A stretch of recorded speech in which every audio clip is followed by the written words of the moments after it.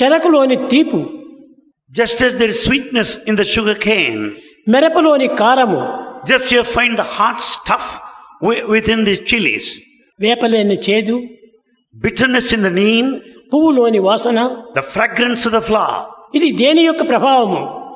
How do you attribute this? How do you explain this? పువ్వులోని వాసన మనకి ఏ విధంగా గుర్తించడానికి వీలవుతున్నది? How is it possible to experience the aroma, fragrance of the flower? దీని యొక్క సహజము అని మనము దానిని సమర్థం చేసుకుంటున్నాం. We just conclude that it's natural quality. కానీ ఈ సహజమైనటువంటిది ఎక్కడి నుంచి వచ్చింది? How do you explain this natural quality? ఇది అంతైకుడును ఆ భగవత్తత్వం అనేటువంటిది అణుమాత్రమై ఉండి కూడాను ప్రతి అణువునందు కూడాను కణమునందు కూడాను ఈ గుణస్వరూపంలో ప్రకటిస్తూ ఉన్నది.